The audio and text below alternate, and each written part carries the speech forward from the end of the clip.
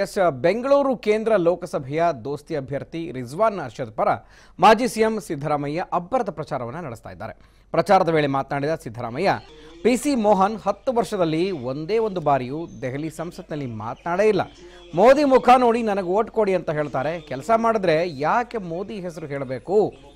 ಅಷ್ಟೇ ಯಾಕೆ ಬೆಂಗಳೂರು ಕೇಂದ್ರದಲ್ಲಿ ಪಿಸಿ ಮೋಹನ್ ಕೊಡುಗೆ ಏನು ಅಂತ ಪ್ರಶ್ನೆ ಎಸಗಿ ಕಿಡಿಕಾರಿದರು.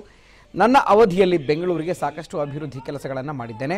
ಮೋದಿಯವರನ್ನ ಯುವಕರು ಉದ್ಯೋಗ ಕೇಳಿದ್ರೆ ಪಕೋಡಾ ಮಾರಿ ಅಂತ ಹೇಳ್ತಾರೆ. ಮೋದಿ ಚೌಕಿದಾರಲ್ಲ, ಭ್ರಷ್ಟಾಚಾರದಲ್ಲಿ ಭಾಗಿದಾರ್ ಎಂದು ವ್ಯಂಗ್ಯ ಮಾಡಿದರು.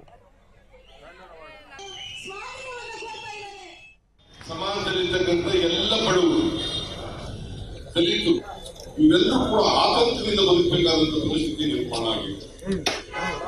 ಯಾರು ಕೂಡ ಪ್ರಕೃತಿ ಐದು ವಾತಾವರಣ ಇದೆ ದೇಶದಲ್ಲಿ. ಅದಕ್ಕೋಸ್ಕರ ಮೋದಿ ಪಕ್ಷ ಮೋದಿ ಮತ್ತು ಅಮಿತ್ ಶಾ ಅವರ ಒಪ್ಪಿಗೆ ಈ ಹೇಳಿಕೆಯನ್ನು ಕೊಡಲಿಕ್ಕೆ ಸಾಧ್ಯನಾ? ಯೋಚನೆ ಮಾಡಿ.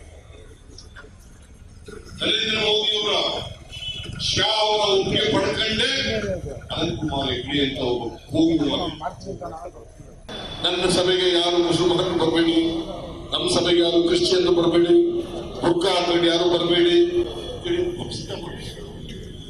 ಈ ದೇಶ ಎಲ್ಲ ಜಾತಿ ಧರ್ಮಗಳಿಗೆ ಕೂಡಿಸ್ತಕ್ಕಂಥ ಜನ, ಕೂಲಿ ಮಾಡ್ತಕ್ಕಂಥ ಜನ, ಧಾರ್ಮಿಕ ವರ್ಗದ ಜನ.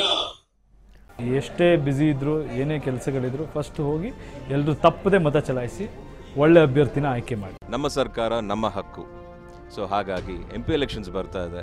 ನಾನು ವೋಟ್ ಮಾಡ್ತಾ ಇದ್ದೀನಿ, ನೀವು ಸಹ ವೋಟ್ ಮಾಡಿ ಈ ಒಂದು ಜವಾಬ್ದಾರಿನ ಸರಿಯಾಗಿ ನಿಭಾಯಿಸ್ಕೊಡಿ. TV5 ಅಭಿಯಾನದಲ್ಲಿ ನಾನು ಸಹ ಕೈ ಜೋಡಿಸ್ತಾ ಇದ್ದೀನಿ, ನೀವು ಸಹ ಕೈ ಜೋಡಿಸಿ. ಎಲ್ರಿಗೂ ಒಳ್ಳೆಯದಾಗಿ. ಮತ ಚಲಾಯಿಸಿ, ನಮ್ಮ ಮತ ನಮ್ಮ ಹಕ್ಕು. ಇದು TV5 ಕಳಕಳಿ.